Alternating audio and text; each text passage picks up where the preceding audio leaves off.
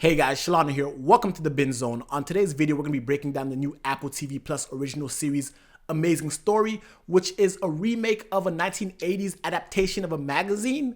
I wasn't around for that time, but we're going to focus mainly on this one, and we're going to start with episode 1 because this is an anthology series, so every episode is a different story. Think Black Mirror, but more wholesome.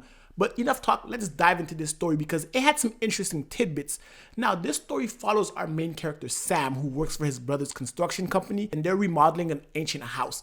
During the remodeling process, we see that Sam is very much a millennial, on Tinder, dating apps, goes out drinking, aloof, isn't really tied down to anything, pretty much millennial-centric. And once he's in the basement, aka the cellar, a storm happens outside, his ears start ringing, and when he runs upstairs, the house is completely remade, it's completely remodeled, and he's back in 1920. And this is when he meets the character Evelyn, and she chases him out the house. But when he goes outside, he realizes he's no longer in 2019, he's in 1919, 1920, whatever year it is. And for a guy who came from 2019 and he ended up in 1920, he's pretty chill about the situation because I would have been freaking out. Besides the fact that, me in 1920 is just it was not happening, but he's pretty chill and he realizes that he has to go back to his own time period and he has to understand exactly how that happened. Now, the exact science behind it isn't, they don't even try to explain it, it just happens. But what we do know is that this time travel creates a sort of paradox because the only reason they're able to, or the only reason Sam is able to thrive in 1920 is because his 2019 self, who went back in 1920, left him a message. And that also is what allowed him to assimilate better in the 1919s. So we see that he created his own time travel loophole in a sense that aided him. And at the time, Evelyn, who is in 1919, and we know during that time period, besides the fact that, people like me didn't have much stuff going on, women also didn't have much things going on. So she was forced to marry somebody, or she was being forced to marry somebody to save her family out of ruin. And that's just how things work. But she was unhappy. Her spirit was beyond 1920. She listened to jazz. She wanted to be her own woman. So she was essentially a modern 20th, 21st century woman stuck in the 18th, 19th century.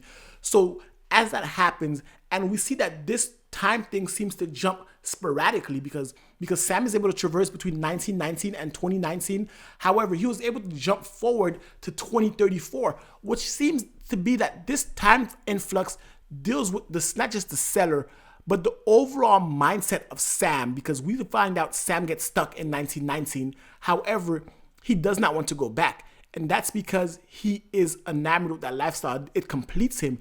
It seems that he was unfulfilled as a millennial, and him going back there, creating his own construction company, actually fulfilled him. Overall, the episode itself was pretty mundane, like throughout, especially the middle parts where nothing was going on but them being romantic and falling in love. Amazing stories. The concept that I have for it and the stories I want to be amazing can be more amazing than this. However, as a first episode, I'll give it a go. I like the time travel aspect. I wish they would have explored more on the fundamental craziness of time traveling between 1919 and 2019 as opposed to focusing it around a love story that really doesn't have much weight, because the time they fell in love was kind of like, really like the fact that they connected, and it probably shows that their love transcends time, which maybe, but we never really got that explanation. Time is a fickle thing. The concept of time, the theories surrounding time travel are vast. And this showed, which the crux of this episode deals with time travel, should have explored that aspect more. But overall, I'm lukewarm on it. I want the other stories to become more amazing. I want them to stand out more. I wish we would have understood more how the time travel mechanics work, because just going down there, having a storm, and transporting yourself to a different time, why that cellar? Why specifically that area, that town? Is there some sort of energies, temporal loophole down there? Maybe. We don't know. We never got that much explanation from it. So that kind of left the episode kind of lacking. But the theme seems to be the overall love transcends time, because he was able to stay in 1919 and still love her from afar. And even though she was able to go from 2019 to 2034, have a kid, and name the kid after him, shows that she still loves him. And they're connected by this house, by this temporal loophole, and by time, I guess, maybe.